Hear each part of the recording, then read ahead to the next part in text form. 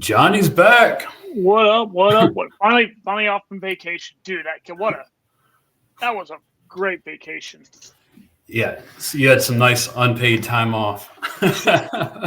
So much. You gotta love working for a company that has unlimited PTO. You know what I mean? So yeah, got to take advantage of that. I've never understood the people that feel guilty for taking time off. Oh, I've never understood that. You know what I mean? Like it's weird. Like we have unlimited PTO, and like we literally sometimes have to like talk people into taking time off. Yeah. Like, when I say unpaid time off, I just mean from Ultrarunning News Network. Yeah. But I know what you mean. I also have we have unlimited PTO now, and like I'm like, damn, am I taking too much? Yeah. Like, as long as the job's getting done, you're not taking too much, right? Right. It's great. So yeah, absolutely. But yeah, so fall races are in full swing. A few big names are out at the UTMB race in Big Bear over the weekend. And the reason for that is it's one of their World Series UTMB races where you can get an automatic entry into that respective distance if you win that race. So that's probably why there was some big names out there.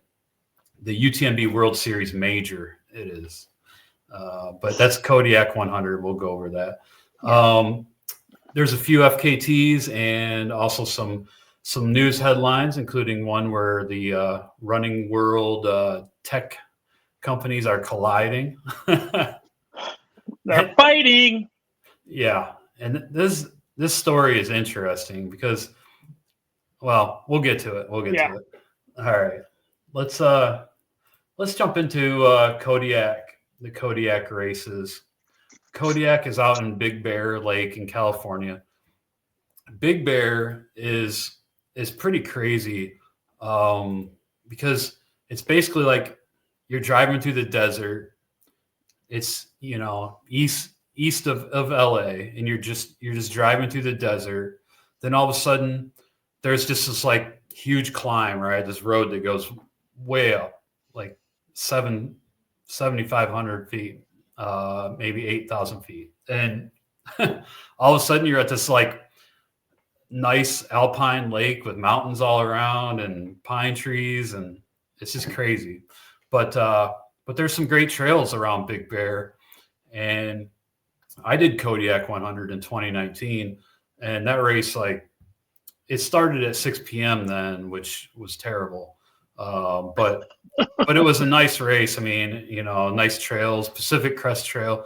There was some tough trails too, like going down into that, there's a canyon. But anyway, it's now a UTMB race. I think they took it over last year or the year before. And as mentioned, it's a UTMB World Series Major. So in the 100-miler, Lin Chen from China, who was injured, she couldn't run Western States, even though she won Canyons in April. She won the golden ticket, right? But she was injured, so she couldn't.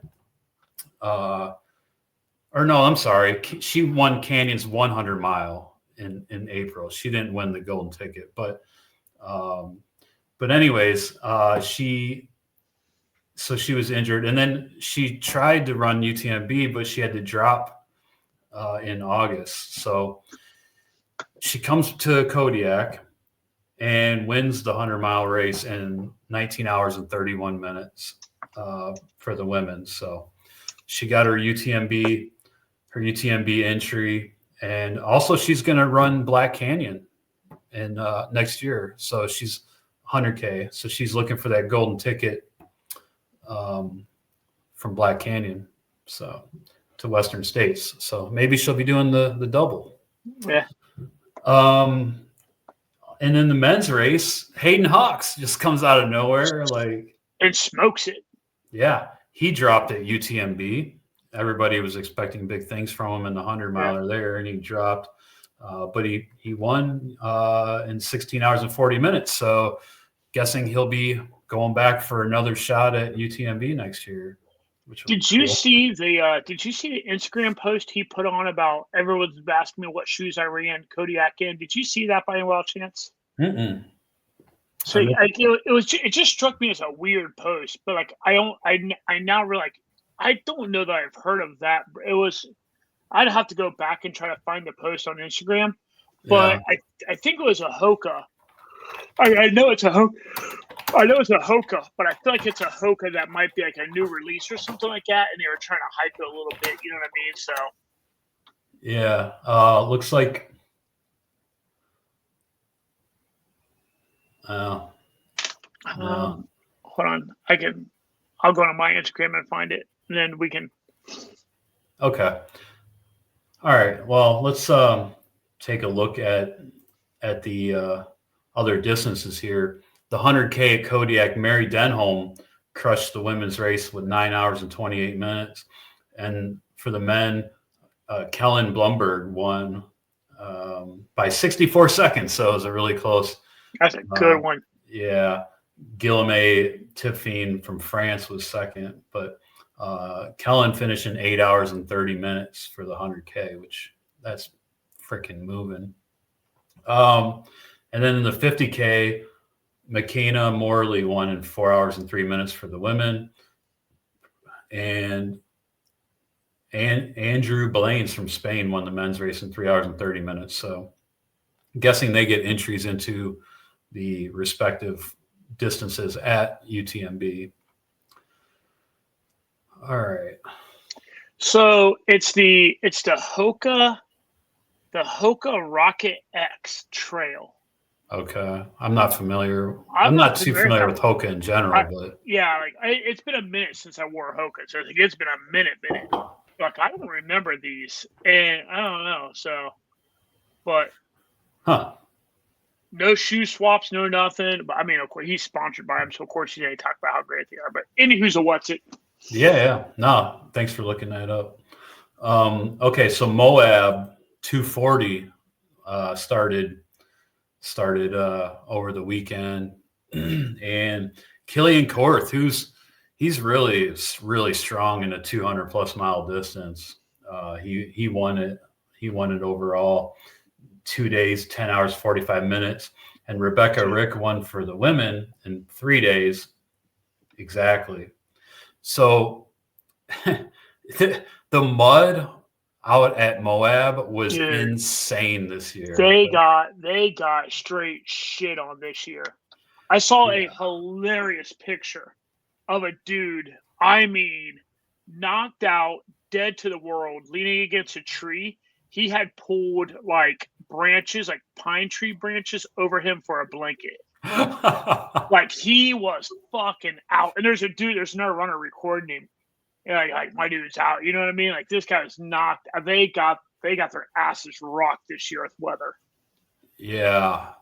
There was I thought I sent it to myself, but I must not have. There was a Instagram post from Glaze where he was like there was this basically a river in the road or whatever. And he was like hanging on to these bushes trying to maneuver around it. And one of them like caught his shorts and shirt. Like he couldn't get away from it. I don't know. It's kind of funny, but on the note of Kilian winning this race, I believe that gives him the Triple Crown too. You know what? That sounds about right.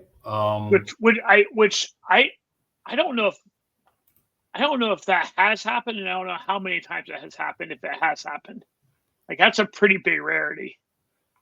Yeah. Like he legit might be the first person that's won the Triple Crown. I can't think of anyone.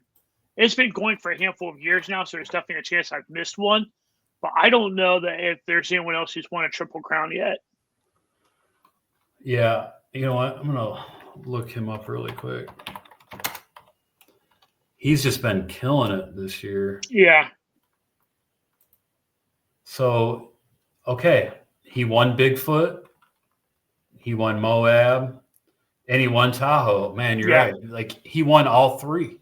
Yeah. Holy shit. Which is crazy. Damn. I mean, crazy. Yeah. He's he's got that distance locked in. And it's weird. Like I saw an interview with him post race, and he looked completely chill. Like he did not look fucked up at all. Yeah, he did. He said he's like, they're like, how do you feel? He's like, oh, I'm exhausted. He's like, that mud just wore me out, but you're right. He didn't look like. Yeah, he talked the talk, but he didn't look it. You know what I mean? Yeah, because I think you and I probably watched the same one. It sounds like, oh, I'm exhausted. Bro, you look like you look like me after a 5K. Yeah. Oh, you're exhausted. It's not like you just ran 240 miles. I mean, through mud. Crazy. He did run Cocodona this year too, but he got 93rd overall. As a training run for him. Must be. Oh wait, no, he ran the 38 miler. He didn't run Cocodona. Definitely a training run for him. Yeah. All right. Moving on. There's a new race, first year race called Wolverine State. This is up in the northern Michigan, the lower peninsula, not the UP, but it does kind of go across the northern part of Michigan. It goes, let's see, from Petoskey to Alpena, and you can see the route here on the screen. It looks like, there's like some little bit of climbing at the beginning, and it's kind of like rollers for a while. Then at one point, it just seems like it's kind of just like a gradual downhill for quite a ways. But it's a mix of single track, gravel road, limestone path, and seasonal roads. So a little mix of all the surfaces. 25% single track, 22% unimproved single lane road, 17% limestone path, 14% gravel road, 14% road shoulder. That's not fun. And 8% paved path.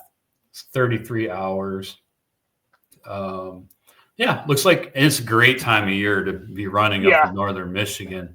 So that would be a fun one. Like, be a good first 100-miler if anybody in Michigan or anybody that wants to travel is looking for a first 100-mile race. That there's less than 5,000 feet of climbing, and I'm sure it's pretty cool. That's called Wolverine State 100, and they had 3 divisions: men's, women's, and non-binary. And in the women's division, Lauren Parren, won in 21 hours and 51 minutes. Cody Powers won overall and for the men in 16 hours and 50 minutes. And Eleanor Kahlo won the non-binary category in 31 hours and 31 minutes. So, but yeah, it's kind of cool, like I have many, many fond years of running in Michigan, so to be a cool race. Canal Corridor was this weekend too. This is kind of a staple. It's a flat, fast 100-miler in Northeast Ohio, and a lot of that crushed limestone path. And Jeremy Pope won in 14 hours and 57 minutes. There he is again. Yep. Serena Jones won for the women in 18 hours and 31 minutes. I'm surprised we didn't see that other dude that's been tearing it up this year. Quick shout out on this race. My friend Kate Wells. Yep. Finished this year. Pretty decent little time too, like 27 and change, I think. Yep. And this year I feel like was extra. Like, this race is already kind of wonky because it's like out and backs of some nature. Yeah. This year it was even worse because of the shutdown. The forest was like, how Cuyahoga is, man. Cuyahoga Valley ain't giving up shit. Like, they're like, fuck it, y'all won't play games, we won't give out passes. So they didn't give out passes. Cuyahoga National Park. Yeah, and so they didn't give out passes. So this year it was something like, it was 15-mile out and backs or some crazy shit because they couldn't go all the way. You know what I mean? Like, it was just like a bunch of repeats. I did see that on Kate's Strava posts looking at the course. I'm like, man, it looks kind of wonky just this year. Back and forth, yeah. But yeah, congrats to Kate. It was cool to see her go out there and get that done. All right. Shreechin Moy is getting down to the wire, the 3,100 miler. As of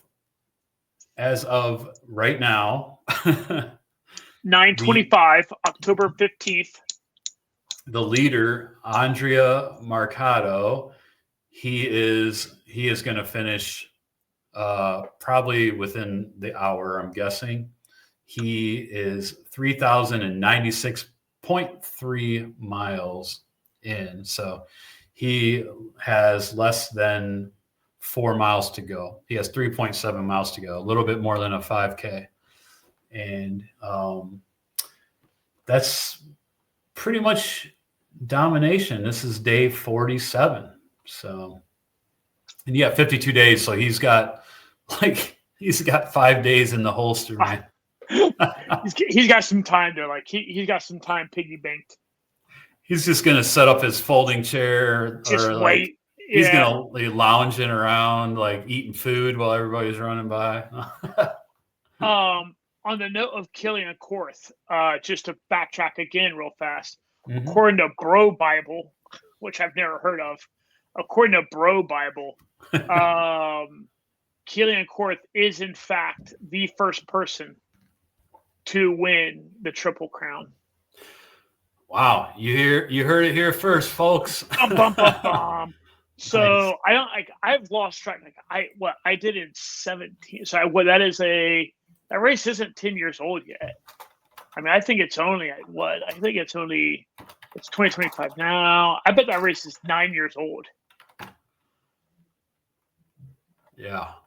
So a 9-year-old series.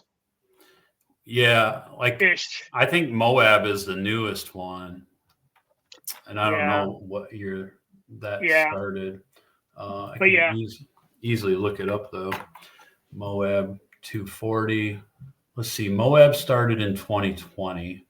Yep. So it's. Oh wait, no, I'm sorry. It started in 2017. It was 238 miles, and then it moved to 240 miles. So 2017. So it's eight years now. Yeah. So that's roughly the same time Tahoe started too, I think. Tahoe's 15. So I think Tahoe was the first one. Yeah, Tahoe's like 15, 16, or 17, somewhere around in there. Because I think I ran it at 17 or 18. So Tahoe started in 14. 14, okay. So they 11 years. Yeah.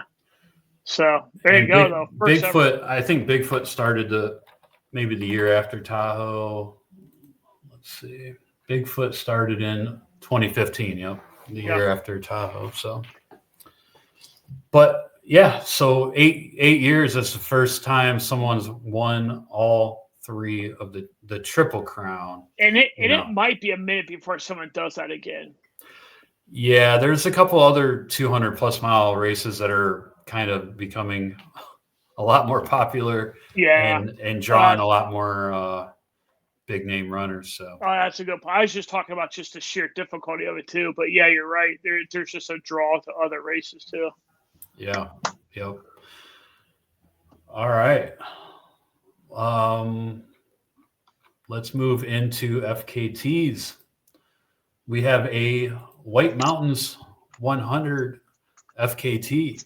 This is in New Hampshire, and it's probably the most rugged section of the Appalachian Trail. One of the most scenic sections, but one of the most rugged. So it's very difficult.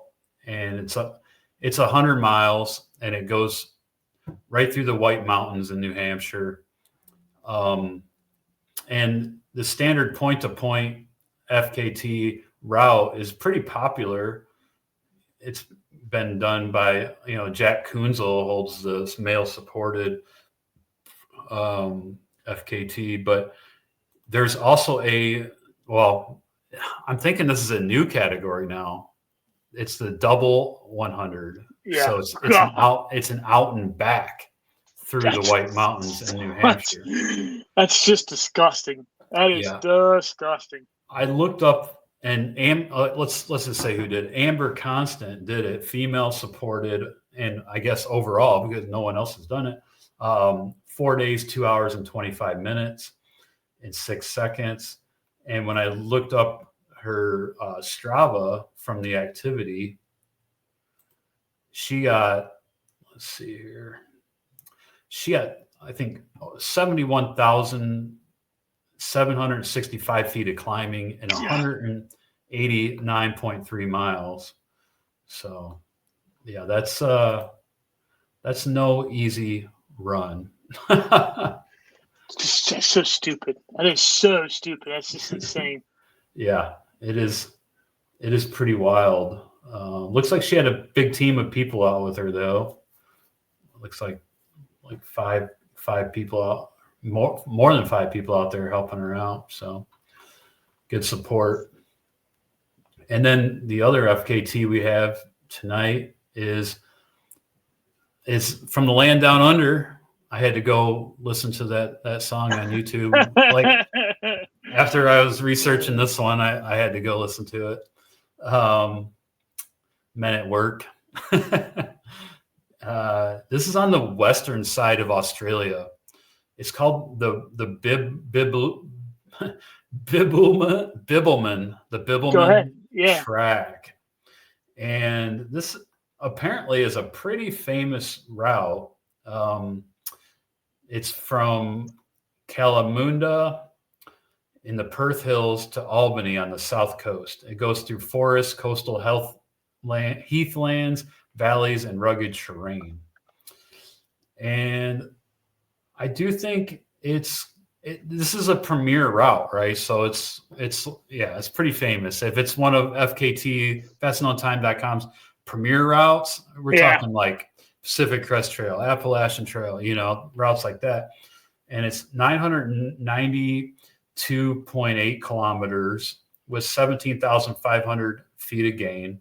And actually, I did not do the math on that, but it's a lot. It's a lot. And we had a south to north, which seems to be the more popular way to do this route. Almost everybody that has an FKT has done south to north. There's 2 people that have did north to south, but south to north. And there's a men's supported FKT, Aaron Young, and he beat it by over 2 days. So he did it in 9 days, 3 hours and 22 minutes. And if you read his write-up on that, it sounds like he encountered all kinds of stuff, like super bad bugs on the beach. He had to turn his light off at one point. Tons of snakes on the trail. Oh, fuck no. Yeah. And it's a mix of all different types of terrain and whatnot. So, there's road, there's trail, there's beach, all kinds of stuff. Coastal heathlands. Yeah. Coastal heathlands. Yeah. I wonder why. Like, you're right. The south to north is like significantly. I wonder why. I wonder what happens north to south. That it's just like people are like, what happens that people are like, oh, hell no. Yeah, I'm not sure. Like, it must just be this like historic way to do it, I don't know. But so 15 days for north to south supported female, right? Supported. Female supported the other way. 5 days. So it's a 5-day difference for the females.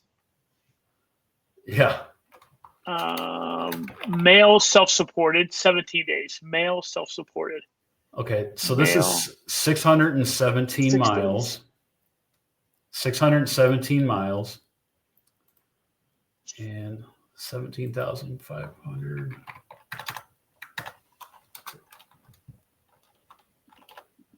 500 meters to feet is 57,415 feet. So 617 miles with 57,415 feet. That's the stats on this route. So, but anyway, yeah, congrats to Aaron Young for getting that done. Also, an update last week on the show, we talked about Rod Farvard started his John Muir Trail FKT attempt going northbound from Whitney Portal. He was behind. I think he realized he wasn't going to make it. He ended up stopping with 26 miles to go.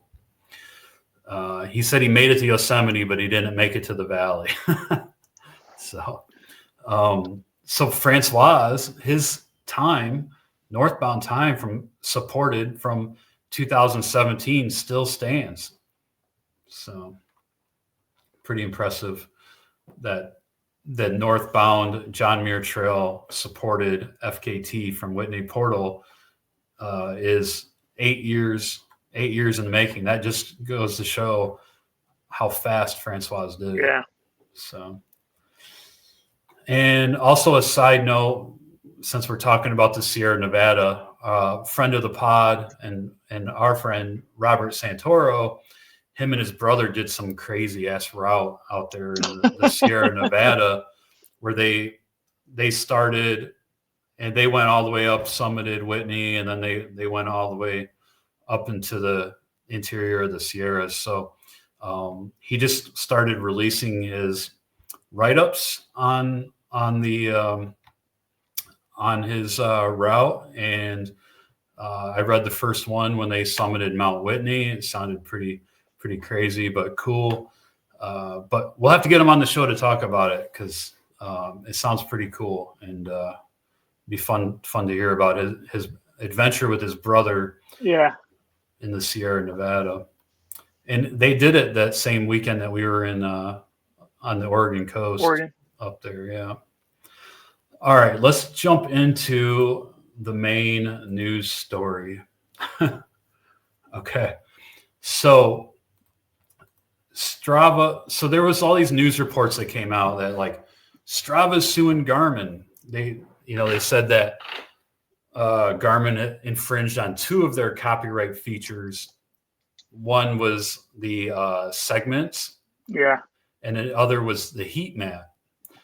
So I think Strava claims that, that they started the heat map thing or whatever, but I believe there was some other apps that had some elements of heat maps before that, but that's neither here nor there. So Strava said the two companies made an agreement back in 2015 for Garmin not to reverse engineer some of the Strava app's features for its own purposes, which would include segments and heat maps. They claim that Garmin breached that contract with their own heat map tracking services.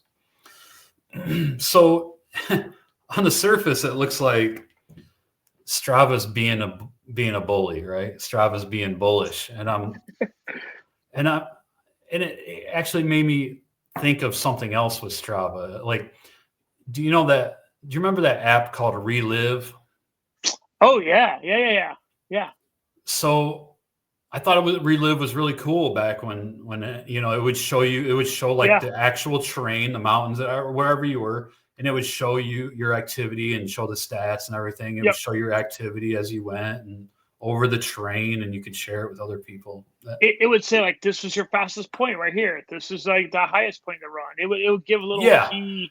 Yeah. Yeah. And it, like, if you summited like certain peaks or whatever, it would say like, it would pop a flag up, what? Yeah. So, and I used to subscribe to Relive, and I would, for a little bit, you could import your Strava activity into Relive.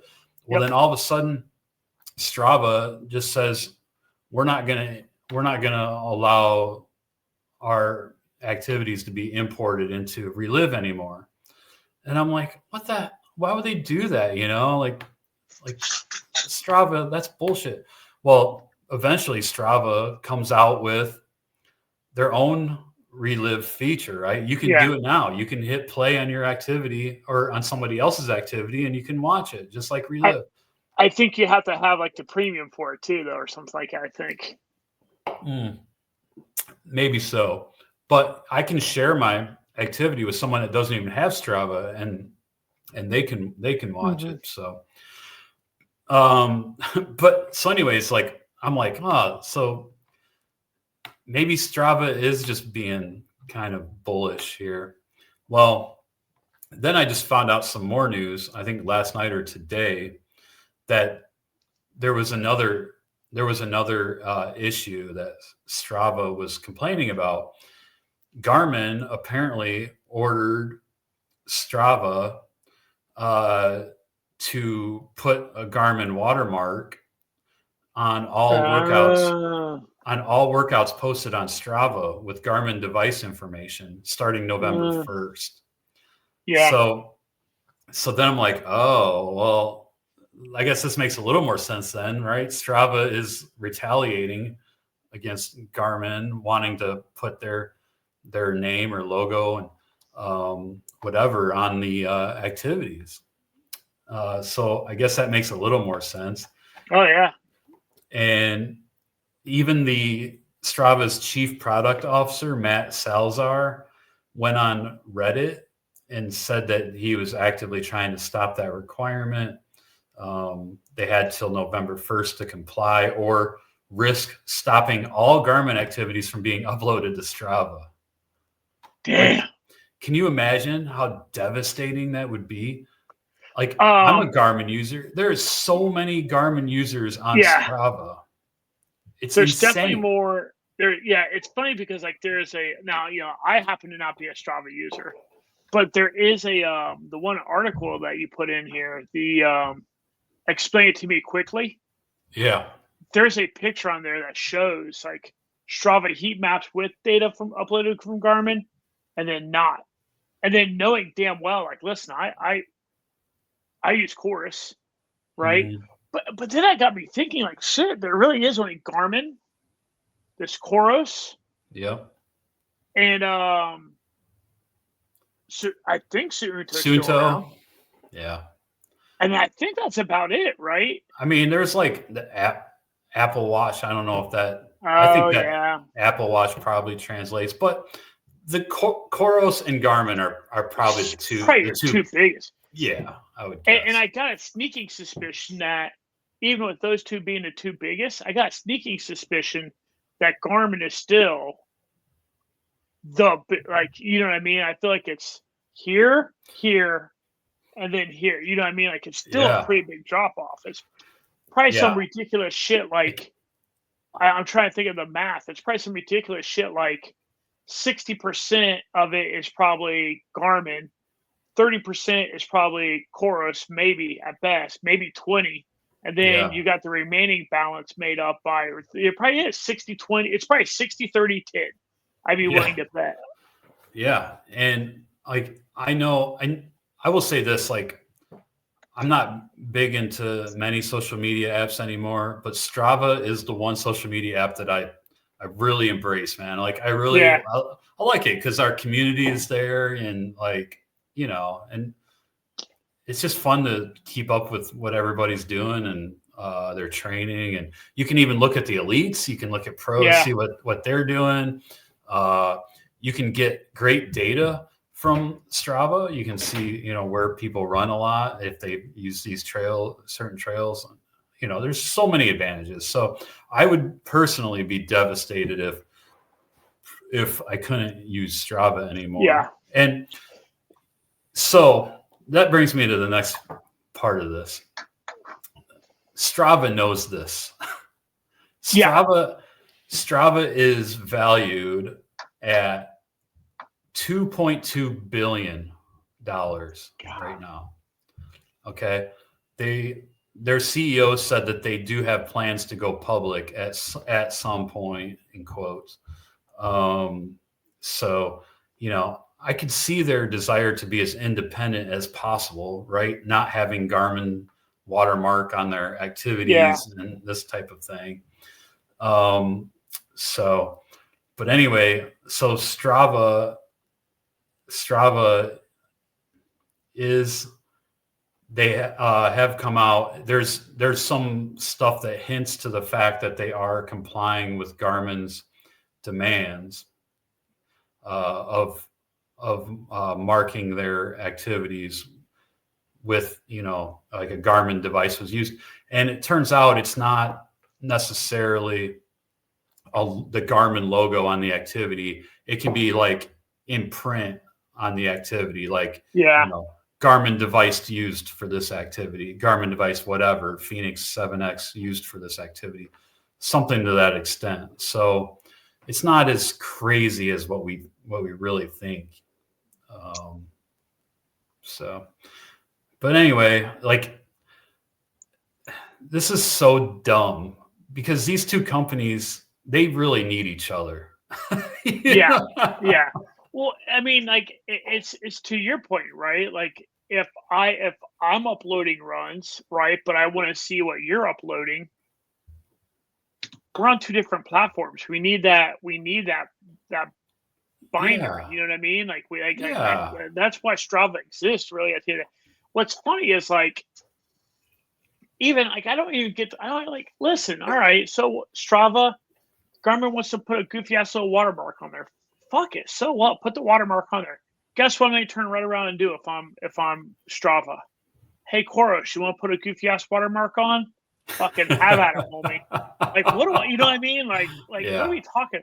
But I toggled back over to the other article, and it is funny because, like, the person who wrote this, it's from Rainmaker.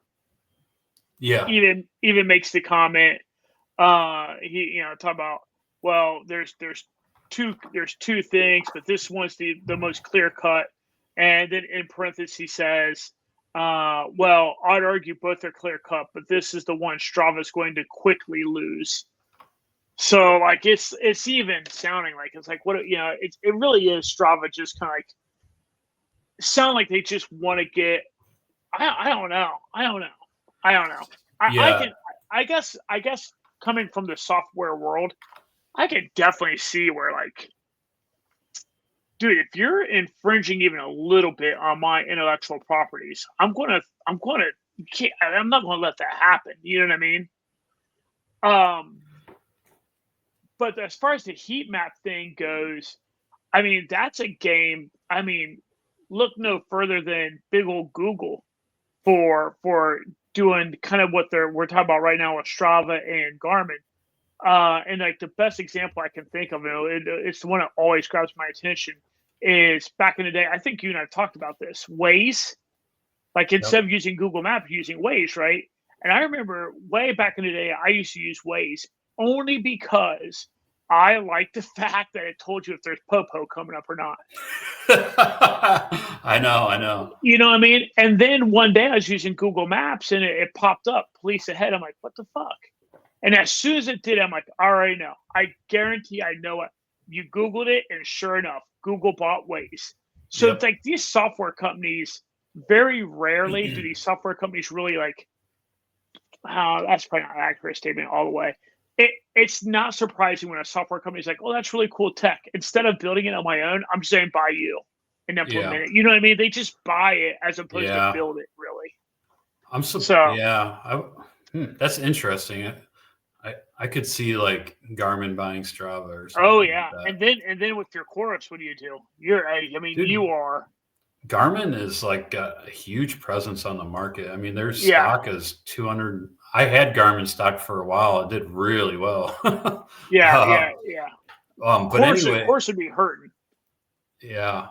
So, how I was mentioning that how Strava kind of severed their relationship with Relive.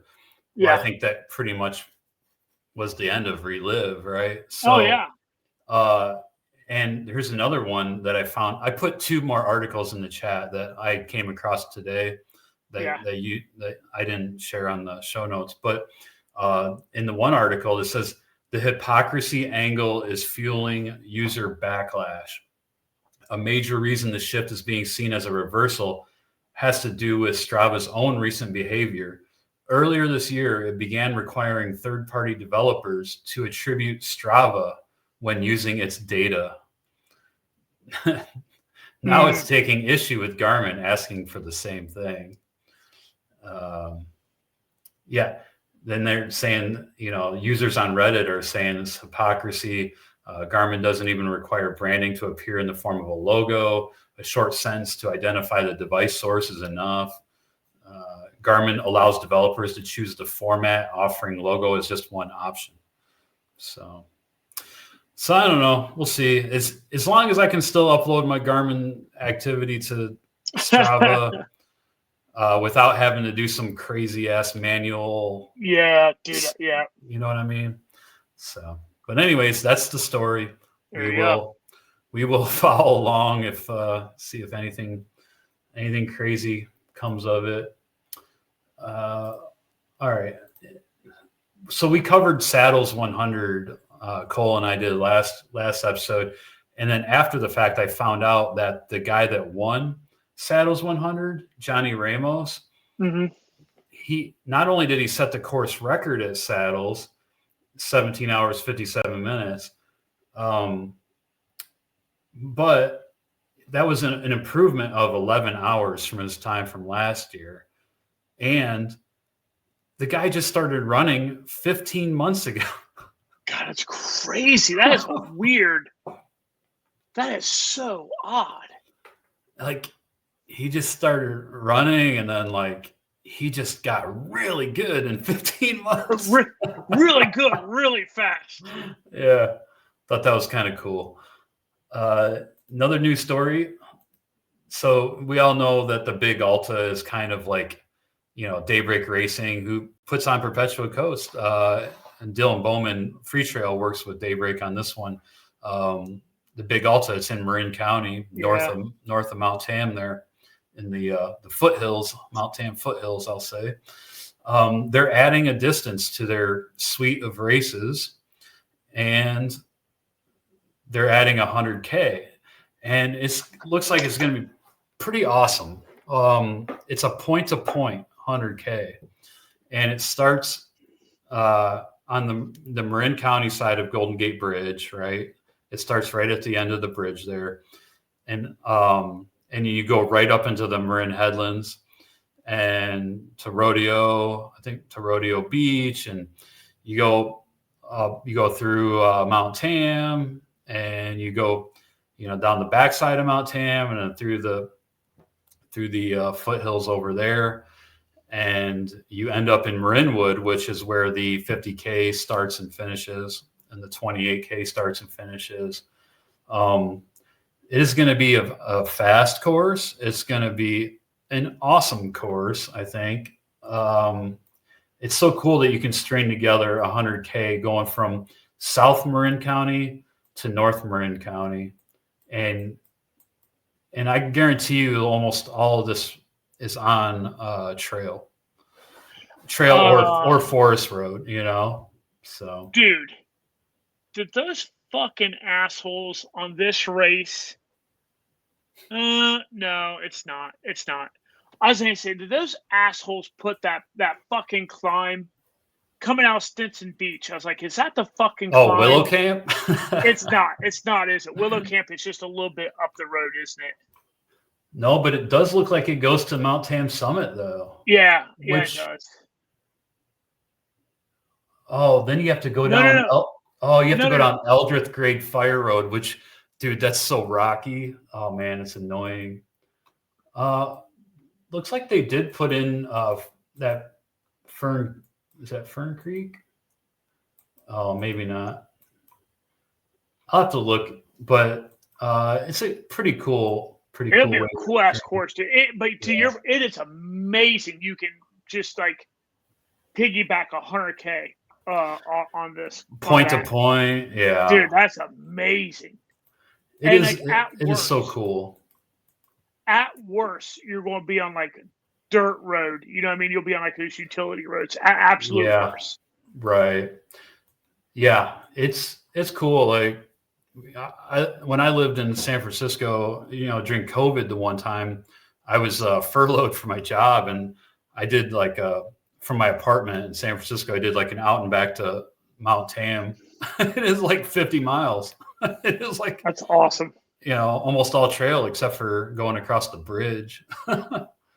So That'd be a good race. It will be. It will be. And it is early season though. It's March 21st. So dude, that's kind of early for 100K. Especially for like East Coast runners. Yeah, you'd have to East train. Coast, I mean, like you're train all winter. Shit.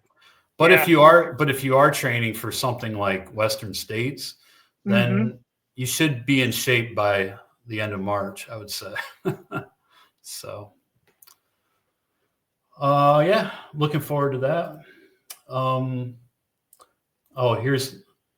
Here's the big Alta, like. Yeah, it's funny. I was just watching. Speaking of relive. Yeah, exactly. Yep, they're showing the route there down Tennessee Valley. Only 13,000, quote unquote, only 13,000 feet of climb isn't crazy for 100K. No, I mean it's a lot of climbing, but these are Marin County climbs, like. Well, and it's funny because like when I said that out loud for the first time. I wonder if that is. Yeah, that's the climb I was talking about right there. Dude, I think they do. It looks like they do go up Willow Camp. I'm gonna look at this. If you go back to Owen, I think I thought Willow Camp went out the back of the one neighborhood. So like if you go back to the one page, it doesn't. No, this is going up. Looks like it's going up Matt Davis, maybe. This whatever this map thing is, it's hard to see the trail names, but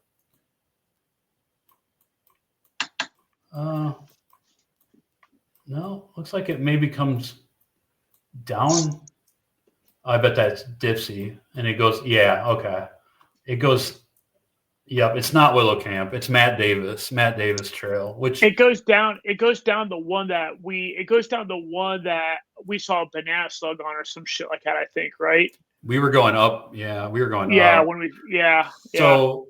So the way that this goes up is Matt Davis, and you and I, when we did that, like a 21 miler that one time, we came down Matt Davis to finish. It's like a lot of switchbacks. I remember finishing there. A lot of routes. Yeah. Yep. All right. Last thing we had today was the September numbers from Ultrarunning magazine. The September Ultrarunning race numbers, top performances. Top performance in the 50K, Brooke Irvin, Old Forge Ultra, was 4 hours and 13 minutes. I thought there maybe would be a faster 50K than that, but not in September. Oh, and then that was for the women, and RJ Steele, Liberty, Lost Treasure, 3 hours and 24 minutes. That's pretty fast. Devin Yanko, 50 mile, better. Ultra Fest, 6 hours 25, and Casey Corman, 6 hours and 12 for the men. The 100K, Katrin Jones, Dream Nation in Vancouver, 8 hours and 5 for the women. Dylan Hayes, same race, 7 hours 32 minutes. The 100 miler, April Bailey at Yeti, she went 15:42. And True Heart Brown, I don't know if you remember, he's the firefighter that won Black Canyon that one year, and then there was a fire in Flagstaff, his hometown, and he passed up running Western States. He withdrew because he stayed back to fight the fire. Fight the fire. Yeah, but True Heart at Grand Flagstaff to Grand Canyon stagecoach line, 14 hours and 40 minutes. And for the 24-hour, Maria Miller Pemberton at 135 miles, and Michael Nasuta, same race for the men, 126 miles. So Maria takes top honors. And then some of the numbers the participation numbers are interesting. There was 331 races in September, 16,218 finishers, 5,029 first-time finishers. Mammoth Trail Fest was the biggest 50K, 638 finishers. That's so many for a 50K. It's crazy. Yeah, I know. Yeah. Just goes to show how popular the mammoth races are getting. Rut Mountain 50K, 523 finishers. Ultra Trail Harricana in Canada, Quebec, 392 finishers. Whistler by UTMB, that's the one that they stole from Gary Robbins. 360 finishers at that 50K. Bear 100, 252 finishers. Run Rabbit Run 100, 240 finishers. Grindstone 50K, 239. Hinson Lake 24 Ultra Classic, 239. Noble Canyon 50K in California, 222 finishers. And I've never even heard of the Noble Canyon. Is that Aravaipa's new race, maybe? I doubt it because it would say Aravaipa on it, right? Maybe, yeah. I don't know. You would think since they own Ultrarunning magazine. Yeah. Ultra Trail Harricana, 50 miler, 215 finishers. So that was the numbers for September. It's Pine Valley, California. Pine Valley. Definitely not an Aravaipa race.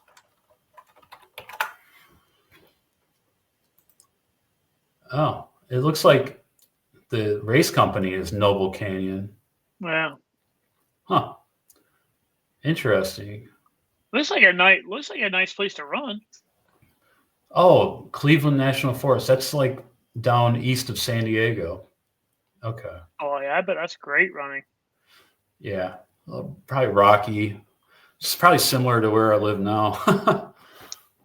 I've actually been on the trails down there where San Diego 100 is, and the one I was on was like pretty rocky.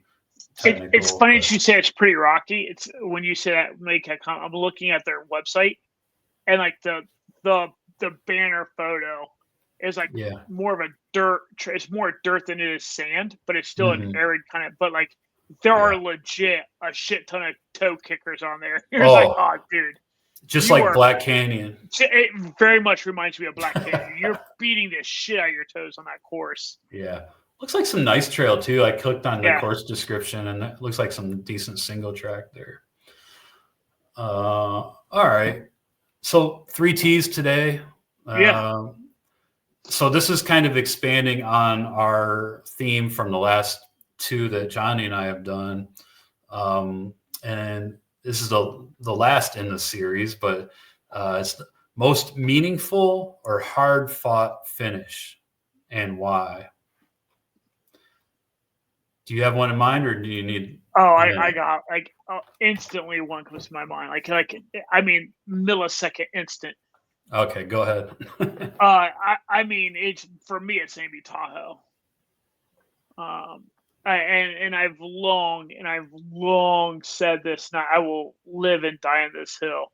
The 200 is physically, in a lot of ways, physically easier than 100, but it's way more psychologically and emotionally challenging.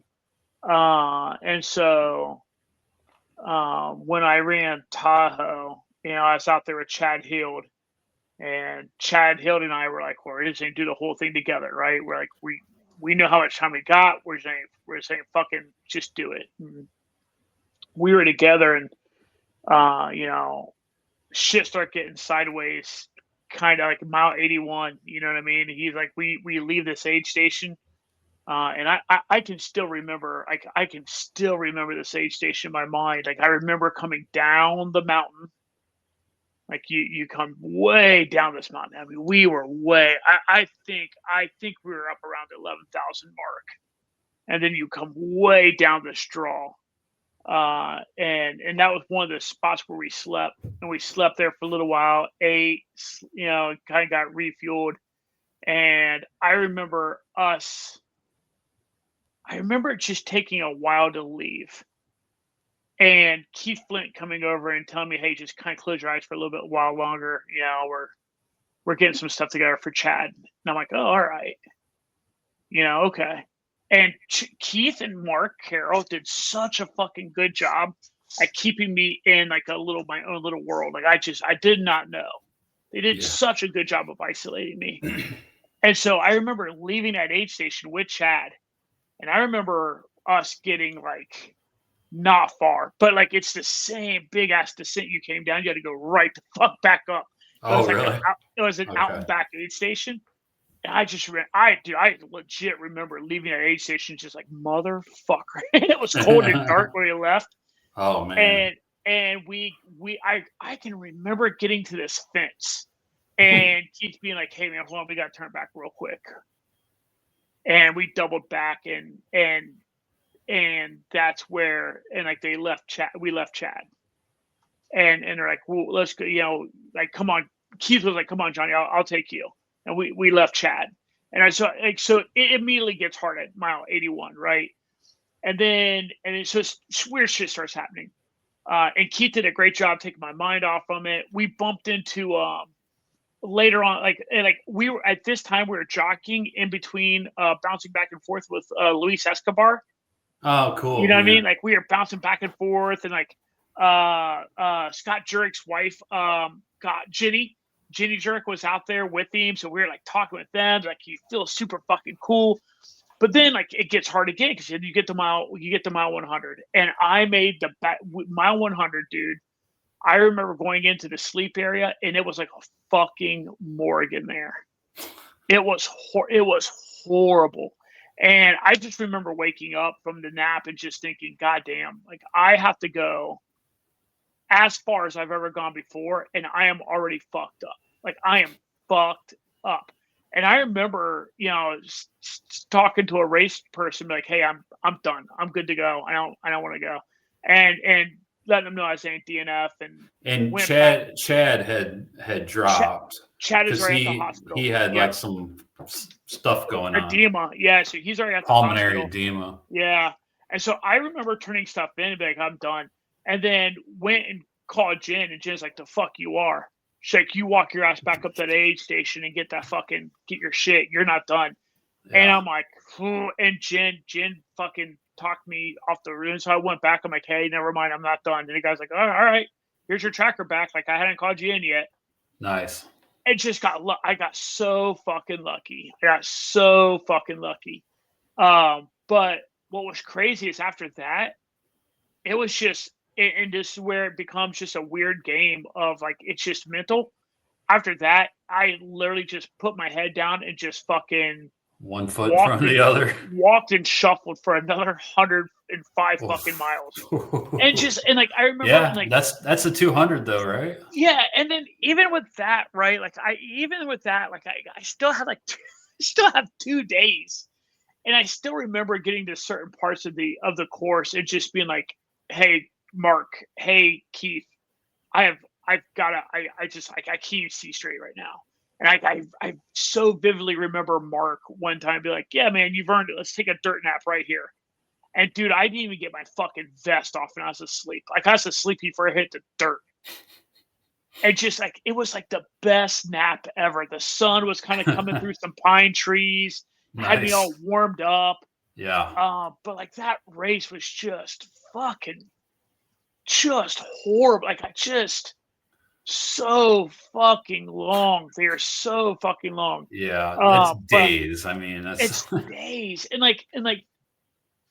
it's just funny because like it's just about the problem solving for those. And something will happen, and you're like, "Well, shit," You're like, "Oh, here we go," and you just kind of keep kind of going to grab. But it is easily, like, for me, it's that race above all, without a doubt. Like it was just, just the first 100 miles of that race, and some of the really close calls I had, and then shit, dude. At some point you're so fucking tired. I remember at one point I was so tired.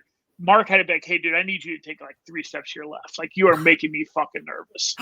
Just like walking right on the edge of this fucking like 100-foot fall, and Mark Carroll be like, "Dude, I need you to scoot to your left." You know what I mean? You're like a drunk person, like wandering around the trail. And it's funny because like I remember like Mark was great at because there's times where I just need to be yelled at, right? Like I just need to be told to shut the fuck up. And Mark, I remember Mark asking me hey, am I being mean? And in my sleepy mind, I was like, well, but in my sleepy mind, I was thinking, yeah, I need that though, right? And I said, yeah, you're being mean. And he's like, well, fine, fuck it. And he got mad at me. I'm like, no. I mean, you're being I need that right now. Yeah. And then it's kind of funny because we had a little tiff, and then it ended up raining on us like a motherfucker. And then we laughed we thought that shit was so fucking funny how hard we got rained on. Right. And then that's also the same. It was the very next leg. Keith Flint picked me up, and oh my god, we were on this extraordinarily long ascent, super gradual, but my god, that thing was forever long. It was such a long ascent. And I remember asking Keith Flint, hey man, fuck me, how much further do we got to go to the next aid station? Where are we at? And Keith's I don't know. I'm like, what the fuck you mean you don't know? And dude, this is night 3. This is way into it. I'm like, what the fuck do you mean you don't know? Right. He's I don't wear watch. He's like, Johnny, you know this. I don't wear watches. And I'm like, you don't wear watches? And I just remember just being floored. And he's like, besides that, what are you going to do with that data? He's like, what are you going to do with that? If I were to tell you, you really think you're going to speed up right now? And I just remember, God damn, that's really profound. What am I going to do with that data? It's very true. It's very true. No, I just remember, it hit me, and dude, this is so far into the race. This has got to be fuck me. This has got to be 170 some odd, 180 some odd miles into it. And I just remember having this, dude, that's such a good way to look at it. I'm not going to do shit about that. Right. But I know. Anywho, without a doubt, they also made me cry. I want to go on the record. They did make me cry at mile 193, 197, because they would not let me sit down for one last aid station. No, dude, we're literally just got to go over that mountaintop right there, and then you go down the ski resort and you're done. No sitting down. I'm like, what the fuck do you mean no sitting down? And I was like, I just remember legitimately crying walking out of the aid station. She's like, this is some bullshit. Yeah. They're like, come on. But shout out Chad Hild.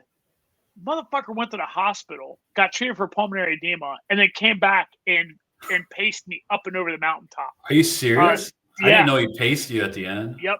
Dead ass came back. Dead ass came back. They thought he was homeless in the hospital? They did. The story, he's in the hospital. I think he had to go all the way up to the Reno hospital, oddly enough.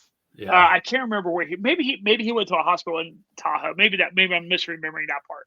But yeah, they legit, he at only 81 miles in, he already smelled like such a bag of dicks and looked so rough. He smelled so bad and looked so rough. They thought he was homeless until they started peeling off layers of clothes. They're like, Patagonia? Yeah. Patagonia? You're like, what the fuck? Is this the richest homeless dude ever? And then that's when they found out. High-end goodwill. Yeah. And that's when they found out, oh, Tahoe. Okay, you're out here doing 200. Okay, you're doing what? That is true. That is true. Oh, so anywho, that is mine. How about you? That's a great one. I'm sure everybody's heard me tell my stories on this one a lot on the show, but for me, it's without a doubt one race comes to mind, just like you. One race comes to mind, and that's Fat Dog. 120 or I fucking knew it. 120-ish, because it's more like 127 or 128 miles. But yeah, we had 48 hours. Dude, I trained my ass off for that race. I dedicated my life, quit drinking, stuck to my plan and everything. And I went into that race feeling like I'm gonna do good here. Everything, training was perfect, everything was good.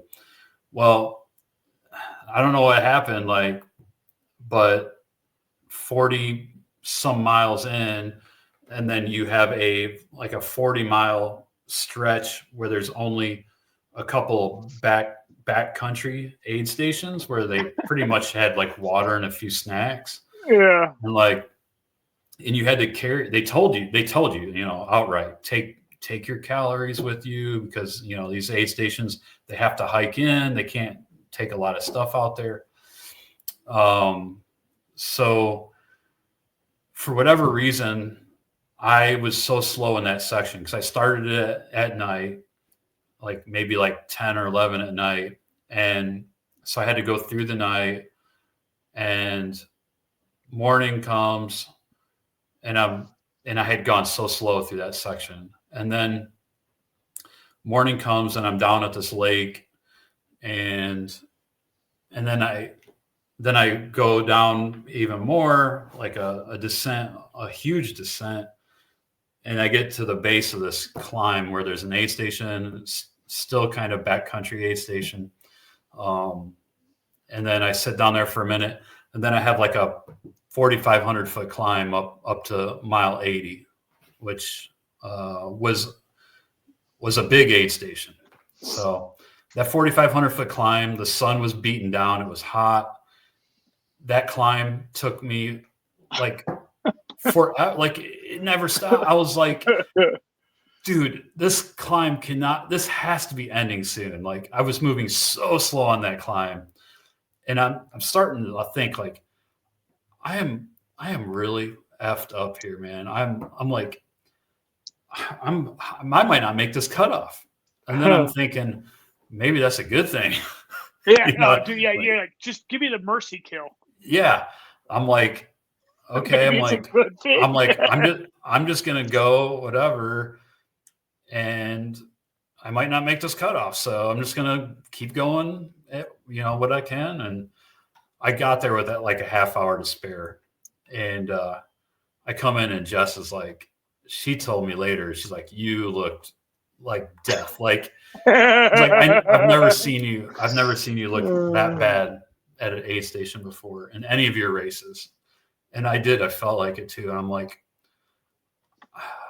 I'm going to drop, you know, but then I'm like, I know that I can't do that. Right. I made a pact with myself after 2017. I'm like, I am never going to drop again unless they tell me I have to quit.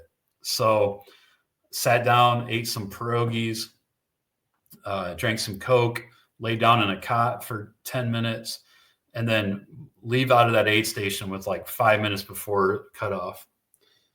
And I saw Sean, he was coming in late after the cutoff. He was running, my friend Sean. Yeah. And he's like, well, you have like basically 48 miles to go, and you have 18 hours. He's like, you think you can run an 18-hour muck? Because it's about the same amount of climbing. I'm like, yeah, I could probably do an 18-hour muck. It's going to be close though. And Sean, he thought like, oh man, I don't know. Like, that's going to be, but I got a second wind. I was actually like doing some running, you know, and I was hitting the climbs hard. I was doing the best I could to run across the valleys and stuff. And then I came in, there was a couple points where I thought maybe I missed an aid station, and you know, there's just wasted time. And then I saw Jess at mile 100, like maybe 105. And she was surprised. She thought she was coming to pick me up. But I was like, no, I'm feeling good. I'm like, come on and be comfortable in the car. No, yeah. I'm holding. Like, we're still going. Yeah, I come running into that aid station. And then I'm like, yeah, I think I can finish this. And like 2 guys came in, and they were like, one pacer, one runner. They're like, we don't have any time. We got to go. And they took off, and I'm just sitting there. I'm like, they are right. It is really, really tight. But if you don't get a reset, it could affect you later, right? Oh, dude, that's the dangerous part about blowing through aid stations, because you're up against it. You know what I mean? Like you said, like you did, like it is a fine line of like, oh, are you burning it? Are you burning that nitro a little too soon? Yeah. You know what I mean? Yeah. And the next section was like gravel road for a while, downhill, and then a paved road. And it was like a couple miles. And man, my feet hurt so bad on that paved road. Like I thought I was going to be running down that thing, but I was going to ask about that. Isn't that weird how every time when like late in a race when there's a paved road, like pre-race you're like, oh, that'll feel so good. It'll be so nice to be on paved road. And then you get there and it's like someone's banging the bottom of your feet with a ball peen hammer. You're like, dude, totally. You're like, what the fuck? I was so looking. Damn you! Totally. I was looking forward to this. Yep. And I got to the next aid station, and they're like, "Oh yeah, man, like you can do this. It's close, but you got it." And then, made it. So then I left that aid station, and I had one more aid station to go, and I'm hallucinating like fucking crazy at this point, like just seeing all kinds of shit. I'm like out of my mind. Like there's this carnage. I get to the last aid station, and I'm like, this is gonna be close. So like, I'm like, I need to go. I'm like, just please refill my water, and I'm out here. And they're like, no, you gotta have a breakfast burrito and all this stuff. And I'm like, they're like, she's like, oh, I'll make it. They were so nice, like Canadian volunteers, like, I'll make you a breakfast burrito. I'm just like, thank you so much, but I really have to go. And you sure? No. Let me make it for you. I'm like, no, I have to. And they're like, I'll run it down the trail to you. We're like, eat some potatoes. I'm like, I have to go. And they're like, well, here, take them to go. And they're like wrapping these potatoes in tinfoil for me. And I'm just like, okay, let's go. And yeah, it was a struggle, man. I had a 3,500 foot climb after that. It was 11-mile section, 3,500 foot climb up a mountain, and I was up against cutoff. And I'm like, and the longer that climb went on, people were there was carnage everywhere. People sitting on rocks. I'm like, you guys, you're not going to make it. We got to go, And by the time I started the descent, it was like a 4-mile descent down to the finish. And I'm like, I have to run. Run. I can't, if I hike this in, I'm not going to make it. And it was pretty steep and technical at the first part of the descent. And then I got to this nice, cushy switchbacks, single track, like pine needle trail, where I was actually able to run. And, but I'm like freaking 120 some miles into this race, and I'm like chasing cutoffs. So I'm like literally breathing that hard, like running down this hill, and it just seemed to go forever. Finally, I made it out to the Lightning Lakes area, which is where the finish is, and you have to go another half mile along the lake. And I could see the finish line. I could hear all the people, but I'm on the other end of this freaking lake, and I'm like, I knew it's going to be close. Like everything I had, man. And like, I ended up finishing with like a little less than 5 minutes to spare on a 48-hour cutoff. I was DFL. You were the DFL? Yeah. Well, they did give credit to one person. She finished. That's a whole nother story, but I'll tell some other time. She finished after the 48-hour cutoff, but they listed her as a finisher. So interesting. Like, for the 48-hour cutoff hard rock qualifier, I was the DFL. But nice. But, man, like, and what's cool was like they were waiting to start the awards, so there was like a whole bunch of people, and like literally, like I never had that many people cheering for me at a 100-mile finish. I was like, people were lining the thing, like cheering me in. I'm just like, that is awesome. That is awesome.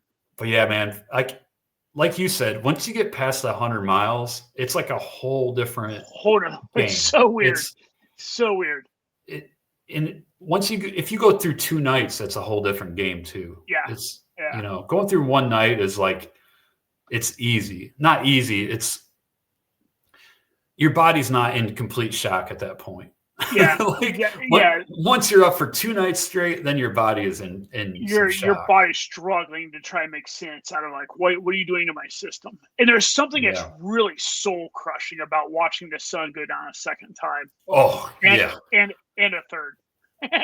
Well, I haven't been there yet, so. But it is really soul crushing to be like, fuck me. You know Like, what I mean? what am I doing? What is going on? Why And then do sometimes, I man, do and this? then sometimes, depending on where you're at, man, it's just like you're like, God, I was already lightweight scared to be out here in the dark by myself. Yeah. Now I gotta do it again in the dark by myself, and I'm even more tired. You know what I mean? Like I will admit, man, there's certain places where I'm like, I do not want to be out here in the dark by myself. And like I'll hitch my wagon to somebody. Yeah. Like there's just some place I'm like, it's fucking creepy out here. So, It does get creepy sometimes, but all right, man. Well, good stuff, good stories. yeah.